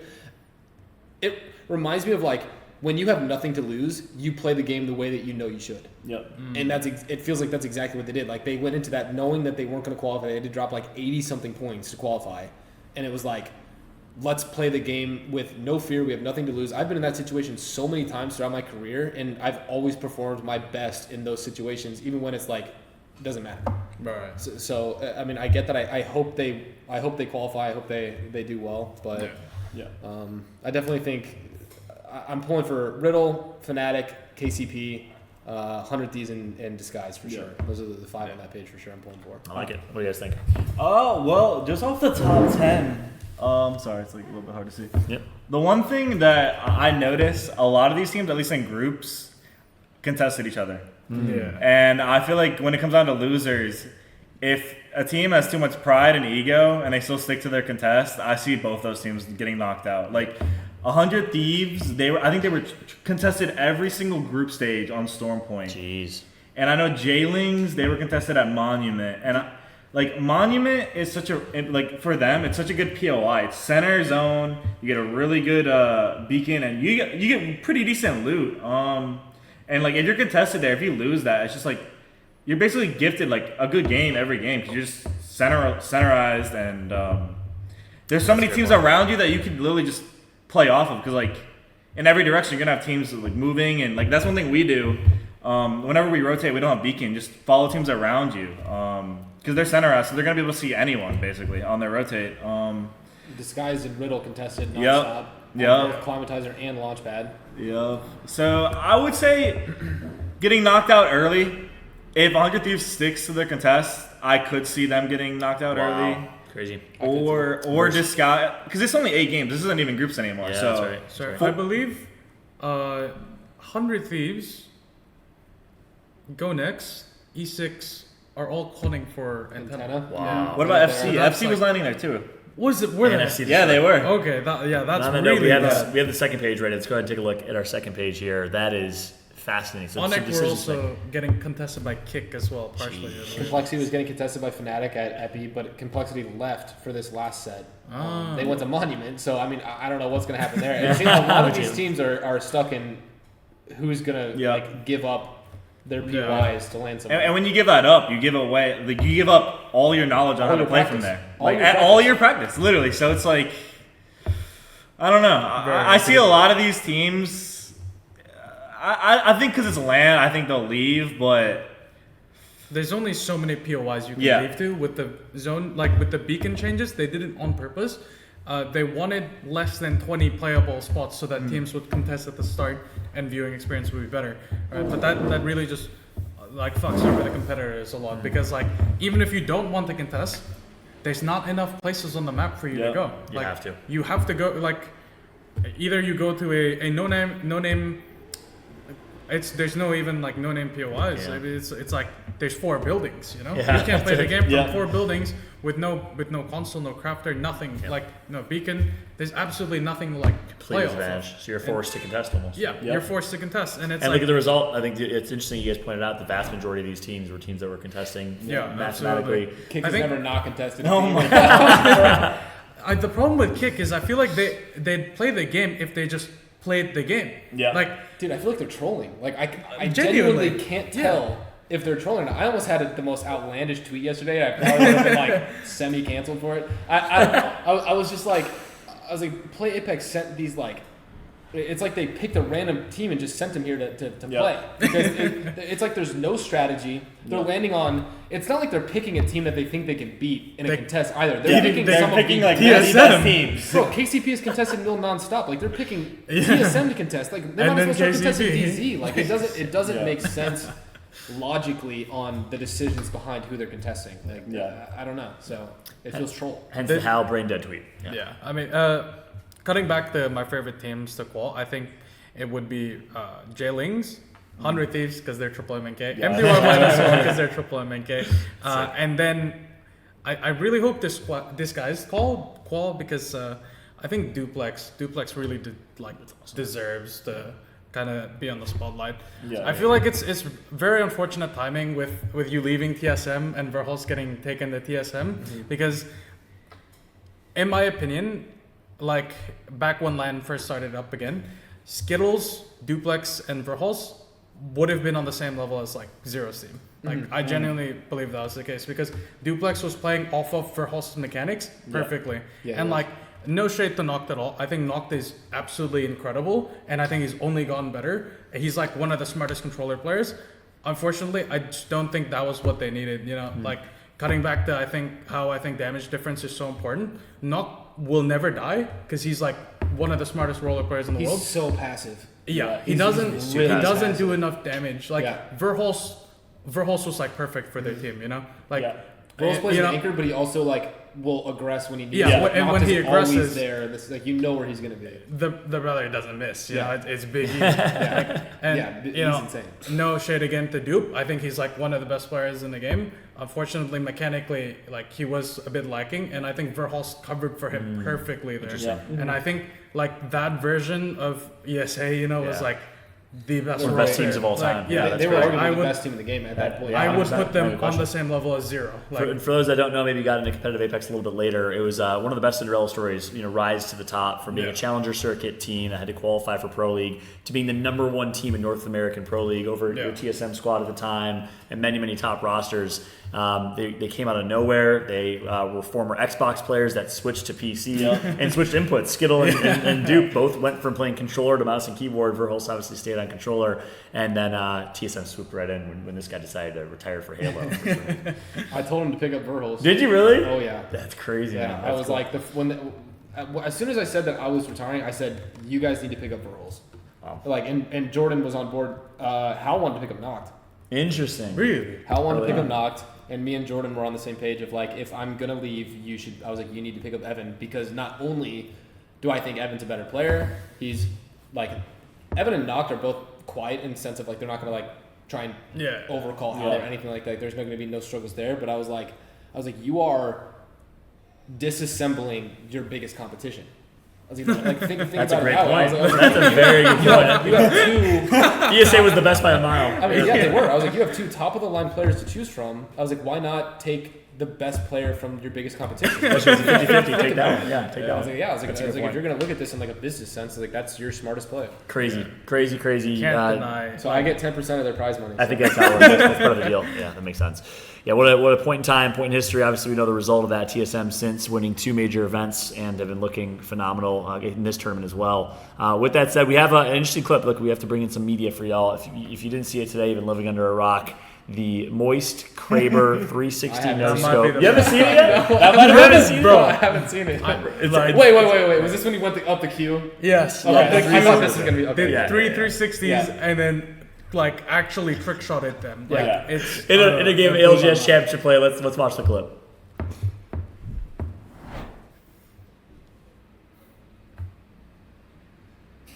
No way! This is like a proper trick shot too. Like a lot of the trick shots in Apex, like people will do a 360, they'll stop for 10 seconds, aim, and then shoot. You know, this is a 360 into a shot instantly. This is a proper trick shot. Like the definition of. It's just incredible. Look at this. I love the scroll. It's so fun. Like, Slow motion. And then his face at the end too. He's like, "Did you guys see what I did?" My man Skittles has been going for that every single land, and this guy hits it the first time. In an ALGS championship event, shout out to MT, the lone MNK player on the Moist squad. Obviously, Moist had a great day as well. Shout out to Walty, the entire crew for a hell of a day. But we had to show that clip. There's no way we didn't. it might be the best Kraber clip in all of Apex. 100%. Not all. I wouldn't say all of I Apex. mean, on land. On land, given yeah. the stakes. On land, given the stakes. Yes. And given that it happened on land. Yeah, 1,000%. That was insane. Let's move on to our last segment for the show here, the most exciting one. Last time we had Verhulst correctly predicting Alliance to be a group stage team after they dominated the group stage. He called them a group stage He's so team. mad about that. Is he? Yeah, he's so mad. I talked to him a lot. He's like, everyone thinks we're a group stage team. He's like, we've been top 5 multiple times, blah, blah, blah. So I want some additional interesting takes from y'all. I'm excited to hear your predictions. Let's take a look at it. I think we have a tweet that we're going to show live on stream from official Hodge, one of our viewers. Shout out to Hodge. Do you guys think that a non-North American team will take home the trophy this time? And if so, what region? Are you winning, son? Says Timmy's dad. That's fantastic. With that, that's awesome. That is awesome. Obviously, I have a team to my left that's going to say 100% yes, it's going to happen. Eric, I'm going to ask you, do you think there's a world, again, phase aside, your bias aside, do you think there's a world where North America does not win? I mean, there is a world. It's a battle royale. Yeah. I mean, we have battle royale, but it's the most consistent battle royale. We've had 2 winners across 6 lands. That's pretty freaking consistent for a BR. But bro, I mean, this is champs. And if we have those iPads next to us, I'm sorry. No, they're going to change them. No, not about the iPad. They're going to change okay, them. They already said they're going to change them. They did. They Yeah. said that. What was the iPad situation? Bro, this is messed up. It's we so have dumb. iPads that have the Battlefy. You know that bar that goes across the Playlist jet stream? We have that basically on an iPad right next to us can with see. highlighted teams on who's still alive. Excuse me? Yep. Yes. You Oh, can see group who's alive and stages? who's So dead. if 2 teams are fighting, even though it's anonymous, I could look at the iPad and their scores will go up live Yeah. next to us. And Yeah. I could be like, that's DZ and this person. So if that didn't get changed in grand finals, it would be a 12-game grand Yeah, final. it would be. Like, It would be. every team What would was be the like, point of the this is iPad? team Why'd they fight. do that? I have no idea. I don't remember being asked about that or anything. It just felt it was a change, and every team was bitching about it during groups. They said during groups it's one thing, but in match point format, it can't happen. Yeah. They should just show your own team's score. I think it's Yeah, cool to that would have be your cool. score, but it should just show your own teams. Yeah, that is interesting. So you're saying NA team wins it? Even I think with an 18 was honestly, you guys are looking very strong right now. So I mean, I think that if there was a team that wasn't, I think you guys came into this event and showed that you guys can make it to end games. You have a good POI, some good POIs with beacons, and you can make it happen. Yeah, I gotta agree with that. Look, in my eyes is if it's not a North American team, it's an APAC South team, which I think would be appreciated. which would be awesome to see. I mean, what a story! The region that has the most underloved does not get as much promotion publicity as others, despite being pound for pound top 2 region in the world, and you proved it. You have 7 teams that are here. You guys are playing incredibly well. So that's if NA does not win it, my take, APAC South does. Either these guys with Blackhand, if you guys have not watched Blackhand dominate, you definitely have to keep an eye on them. Or Moist, I think, is just looking really, really strong with Paper Fussy. Yeah. Statistically, NA is definitely Yeah. best region. Highest odds of winning, literally 100% so far, Yeah. right? Technically, 75, I was gonna say, 82% technically won twice. Reignite one from APAC South. Right, yeah, sure. okay. But we are playing next to Dark Zero, on World's Edge, and we're playing. We're kind of taking their spots away, so Interesting. Dark Zero, yeah. Damn, that's a hot we've, take. I like that. Well, they have Harvester loot, so if they really want to fight, it's going to be tough.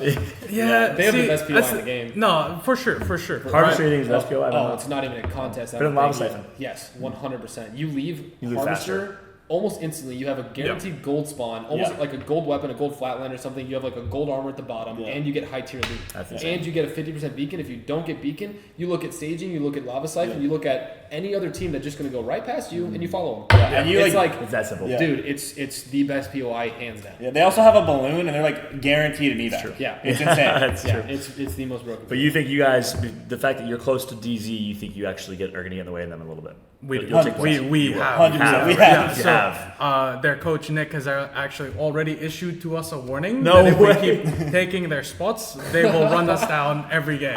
That's hilarious. I mean, He knows you Nick know, pretty well, so that's I do. No, I'm he's sorry, serious. Nick. I He's won't do it serious. again. Yeah. Please don't run us down. I'm apologizing right now. You guys have your spots. You're We'll you're have ours. conceding? I'm not trying to fight DZ every game. You said they have the With two best landslide loot. They have the two best POIs in the map. We're walking out with triple whites. Yeah, they have they fuse. do. If they want to run at us, we don't get to play the game. Like, let's be real. He's waving the white flag. We surrender. They have Jinburn, they have Zainu, and they have, I would argue, the best mechanical MNK player in the world right now. Zero, like, That's so funny. Yeah, Like, zero on I'm Bangalore. not is trying like to mess no with problem. He's so good on Bangalore. I'm not trying to mess with that. Zero. Are you playing Bang for your team, or are you playing No, Watson? He's no, cat. I'm Oh, playing cat, sorry, Catalyst. cat. Yeah. Bang, yeah. So, Zero, ever since he started TDMing, has been incredible. Like, mechanically, I don't think I've seen a better MNK player. Wow. I don't know. It's like, I would put Easy Flash, like, right on the same level as he is. But, Interesting. like, Zero is IGL. Like, he's doing all that while You think IGL. of IQ on top of that, and it's like, Yeah, it's damn, dude. It's scary. The way he it's like, very scary. and his team knows to follow him too. Exactly. Like, the, And- way, and the it's- way they move together without having to calm, like they'll say rotate left, and they'll all three be hugging each other, and they'll do some crazy rotate, and like Zero will be frontlining. He'll start with some damage, and then he'll double time, tap strafe out, and then And he then opens up, Zainu and then and his Jin. two teammates go like this, Clips and clean him up. different Zero pops people, back, dude. goes right back It's like in. a basketball play. So the man's out there setting Bro, picks. no, seriously, it feels like you got like the line up, you got the girls going like this, the twirl, like And someone's these are- drawing someone's drawing that up, yeah. on a board. These are three people who just don't miss either. Dude. Yeah. It's like Crazy. Zero is doing just as much damage as Zainu and Jinburn, and he doesn't have aim assist. It's like incredible to me. Wow. So you're saying gladly we will give up what we need to give up to not get gunned down by DZ. That's interesting. Who's not making the finals? Who in the winners bracket right now? Any hot takes? Like anyone that's not going to make the finals? You guys think NRG's going to be there? bracket teams. NRG is definitely going to be there. Are you talking winner? Oh yeah, Winners bracket Like teams. who's gonna get top 10? Who's See, going to I botch haven't and not make the really finals? seen Sentinels play, but I'm pretty sure they've they've switched up into more of like a hybrid, mostly edge like playstyle. Or do they still rotate into zone? Do you guys know? That's a good question. With I think it Coiful, I depends wonder on if the it's group. changed. They play Overlook. They go pretty quick. Yeah. Okay, they so do- do they they still go- rotate and play zone? Yes. Arcane, I feel like rotating is in For Arcane's sure. blood. That is Arcane. That's like, Arcane. Okay. 100%. Yeah. And that He's shown he can Overlook adapt, is like though. the biggest balloon that you can have. So. That's a good point. Yeah. I think- Yeah, I think- Coiful pickup's been. We haven't talked about that. The Coiful pickup Sentinels has been looking good with Coiful. But yeah, Coiful, go ahead. yeah. What do you think? I was gonna So say, are you gonna say that? No one's making any statements here. So you think Sentinels is not making it, or do you think they're gonna make it? I thought they were playing a more edge playstyle, More edge, and I yeah. think that doesn't really work in winners hurts them. bracket. Oh, So I was gonna say they weren't gonna make it, but if they're still still, playing edge. rotating, Fair. I think they're gonna be really good. Plus, Coiful is like every time I watch that guy, I'm just amazed. You know, I went to a Realm game with him, and he's just 1v3 two teams back to back. I did nothing. I thought they were 2v3 because our third was like going with him, right? And then I look after we die. I look at their three cap. Their teammate has 200 damage. Like Insane. It was all Coiful. he's just He's 1v3, that dude. good. What are you gonna say? You think what? I was gonna say, like, piggybacking off of earlier, you know, when we talked about Ascend, I feel like they can easily make it, but at the same time, they could just tank. Ascend, yeah. Yeah, like I feel like in a good lobby, I don't know. Either they come first. They or either come first or second. they come last. Like, Yep, Eric's pulling up Wikipedia here. I think I might have it up Trying for to you. find I got you, Rare. the battle flag. Here's the top 20. DZ in first, Blackhand second, all the way down. Okay, I got it right here. Yeah, you got it? Okay, Yeah, perfect. Yeah, Battlefy works as well.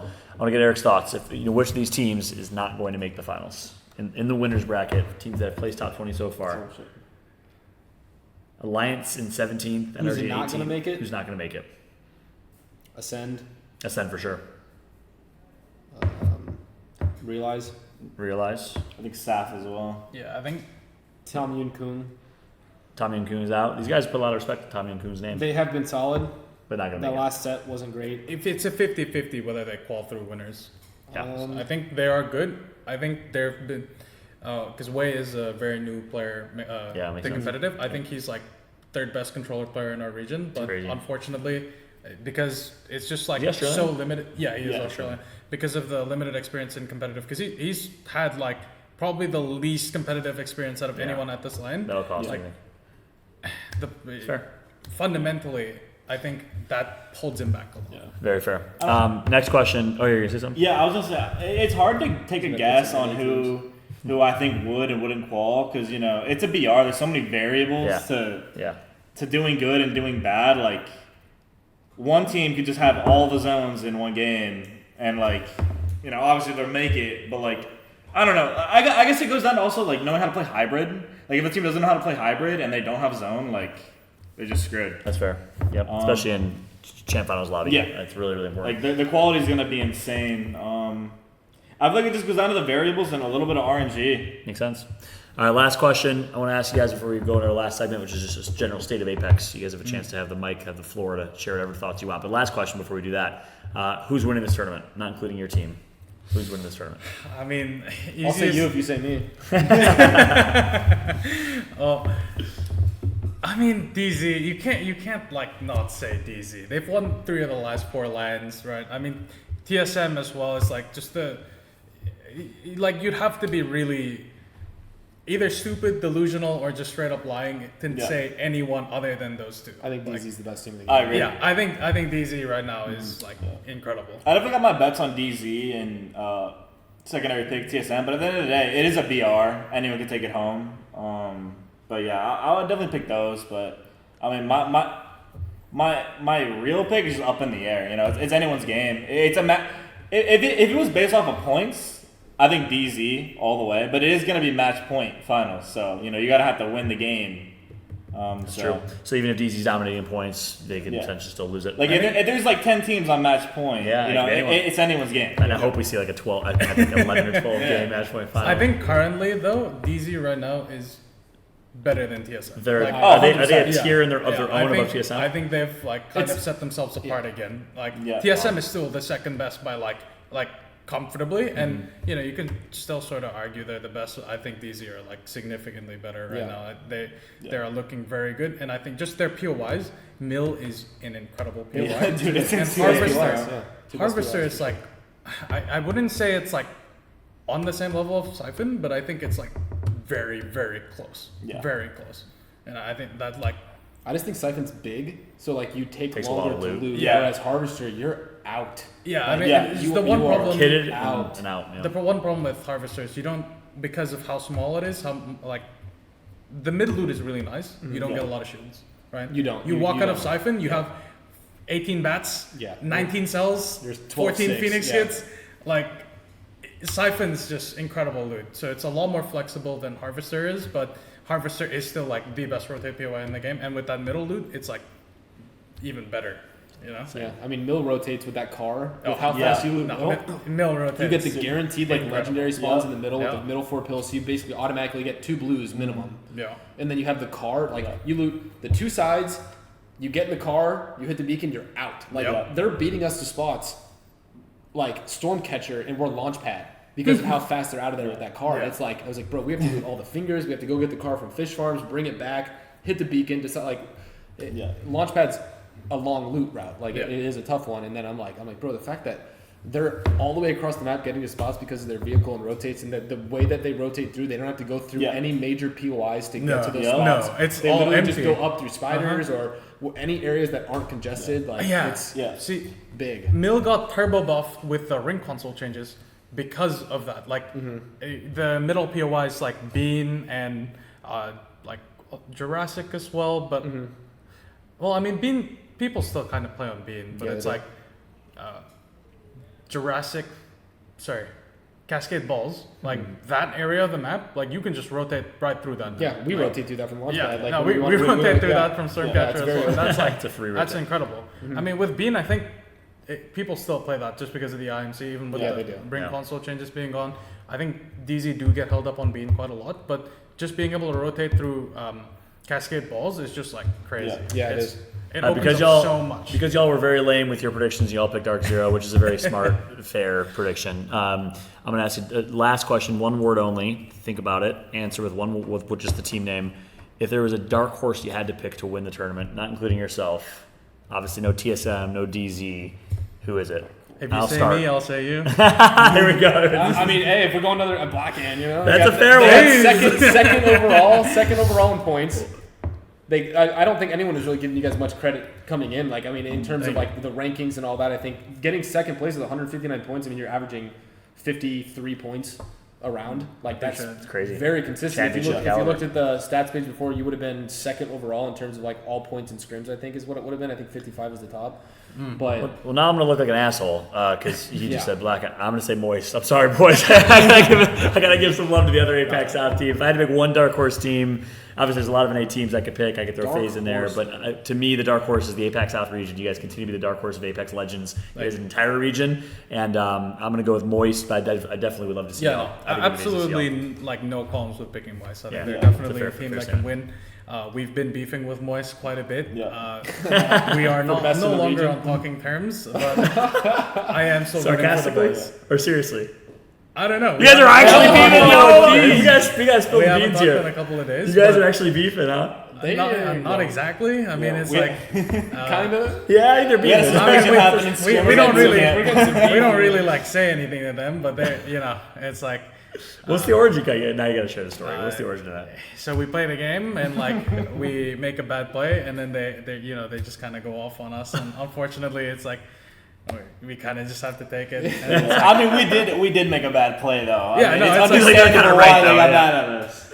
That's hilarious. Yeah, but I am still rooting for them. Yeah, you've been showing nothing but respect for them all the show. So I love Waldsy. Waldsy, like he's such a good dude. He when he was going for his rank 1 grind, he like brought me with him. No way. Because I didn't really have that much passion for the game, but like he invited me every day to play, so I just kept on playing, and like I got the 4th, and that was the split I won Pro League, and what kind of like really put me on the map regionally, and that's sick. Yeah, like I made it to LAN at that point, and I think I have a lot to thank Waldsy for. Really cool. So even if like question then, how much do you think your grind like positively impacted your gameplay and like overall like mentality and everything? Because I think a lot of people, there's a lot of pros that really don't play the game that much. Their mechanics start to playing lag. around now with his TDM grind or no? Zero's playing. He grinds TDM, bro. Yeah. Like they sign on. If they don't scrim, like he doesn't play ranked. He just grinds TDM with his team. He's always playing with his team. Crazy. So it's gonna help. But he does TDM fills just as much. Yeah. So your question is, how much does grinding the game actually impact your play? Yeah, pretty much. Like I mean, I feel I've always asked you that question too. Yeah. Impacts so much. You think it does? Impacts so much. I think. Sorry. Oh yeah.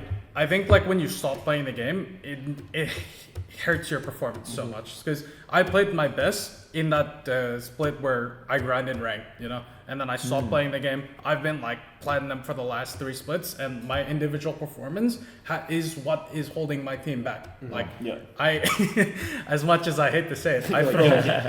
Like nearly every single game we lose, it's my throw. Is it different for you as an MNK player versus a controller player, though, you think? Or is it the same? Like in terms of what, sir? In terms of like, do you need to grind the game more as an MNK player to kind of keep sharp mechanically, or as controller you have aim assist to help and you could kind of get away with it? No, I think it's both, because it's less about the mechanics and it's more about like your general awareness. I'll do some like really stupid stuff just because I don't play the game. And grinding TDM will help with your awareness in team fights and everything. It's like playing your life, like knowing how much damage you'll take, like just being in that. Almost like clutch situation, knowing what to do. It's like when you don't play the game in a contest, like I don't know what I'm doing in a contest. My teammates are 2v3. It's like I'm a non-factor in a contest. I fuck up the drop 4 out of 5 times. Oh my God, I'm not even joking. That is like, why are you a jump master then? He's the best. The thing is, I'm so good at dropping, but at the same time I'm so bad at dropping. He's the best at stealing the car from any team at Lightning Rod, but I don't know what it is about landing at Stormcatcher. He just can't land on Stormcatcher. It's hilarious. All right, I never get you guys' answers. One word, so we got to move on to the next segment and wrap up the show. One word, Dark Horse team. Who's going to take it? FaZe! Look at you guys showing mutual respect. Do you mean that, or are you just saying that because of the whole I'll say you if you say me thing? That's not your real answer. That's not your real answer. No, give your real answer. Give the real answer. Okay, real answer. Can I see the FaZe is definitely one of them, but I'm going to go with Dojo. Dojo, that's a sick one. Cool. Thank you very much. Dojo's your pick, huh? Yeah, I think so. You think they could win the tournament, man? So, as little experience as they have as a team. Well, Design does have experience under his belt, Yeah, and Timmy. I mean, Enemy does too. He went to LAN as well. They have. I love yeah. Jimmy and Enemy. I meant as a team though. The three of them playing as a team, only like a month. I think so. Realistically, coming first is. It's first. I feel like- we're talking first to win the tournament, like Dark Horse to win. Like, if there's one, It is match point format. It is. You think Dojo can do it? I think they could. You stick with it. I think if it gets into game 9, game 10, I feel like they'll Dojo get could there. definitely close it out. That's I crazy. think if we're talking That'd be like insane. LCQ team wins. Yeah, game 6 to like game 8, I feel like Not gonna chances of Dojo closing it out is That's fair. very, Okay, who you very got? low. Because, believe it or not, there's a massive difference in skill when it comes to endgames. Because it's like DZ will win the majority of endgames they get into. We will win like 1 in 10. Oh, Like, interesting. and I'd say we're already like a much better team than most other teams at understanding how the game plays out in the end game. But like there is a massive difference. That's a good point. TSM2 between is a teams. very good endgame Yeah. team. We have a second place curse. Yeah, that's interesting. I had that too in my career. Don't worry. All right, who you got? Who's your Dark Horse team? It's hard. It's really hard. It is. Obviously, no TSM, no Dark Zero. I'd say anyone else goes. I'd genuinely say FaZe. You do? I'm like kind of double thinking of like picking Dojo because, like, not even because you're here. Like, FaZe, you got FaZe. All right, I like Genuinely, that. I Let's will move say- on. I do believe in Phony. I'm a double back. I was gonna FaZe say, as well. man, He's Phony's got a clutch factor to Yeah. him, and he like, I mean, I look at him winning the LCQ, or it wasn't the LCQ, it was the finals. Regional He won finals. four Regional or 5 finals. games. Yeah. And then like just from the last LAN, the times that we clutched, or how many times that we've had to put a win together, or even then the he just- 19-point he game that we finds a just way. had, like a lot of times where our backs are against the wall. Like Yeah. it reminds me of kind of like things I've Did you gone guys say through in the match past. point, match point at Regional last LAN? finals. Yeah, we Last did, round and you guys then had match point, we right? did, and then Phony fucking thrusted the car into a team, and we just Oh. died. Like right So after you could have stolen that right one after the big technically. game. Yeah, that's a good. That's a we good pick. could have. I think. All right, let's move on to the last segment. We got to wrap up. We're trying to keep it semi-short for YouTube and all the Spotify listeners out there. Last segment, we do it every show. It's just a fun way to give love or give any critique or criticism. State of Apex. Anything. The floor is yours. 30 seconds to a minute. Anything you want to talk about in terms of like where the state of Apex is right now. You could talk meta. You could talk community. You could talk esports. Anything you want goes. I Voltic, you wanna think kick it off? I think the base game is going good. A lot of people were complaining about the rank changes. I rank grinded at the start of the split, but with college starting, I kind of toned it down and just focused on coaching in college. But when I did play, I really did like the state of ranked. I felt like it was, obviously you're gonna have games where it's kind of inty, but the quality of the lobbies felt pretty good. I mean, there's obviously a cheater problem. Yeah. But besides like the cheater problem, I feel like the game's in a decent state. Besides the maps, though, the map choices were terrible. Yeah, this rank split is just ridiculous Yeah. on what The map what they choices chose. did not Yeah. help. Yeah. Fair. So I mean, ranked is. I don't know. I have not been able to get myself to play ranked in the last 3-4 splits. That's It has been Frex does not. He's platinum right now. He doesn't play. It has been absolutely miserable for me. All I do is just play mixtape and I 1v1 people in the front range.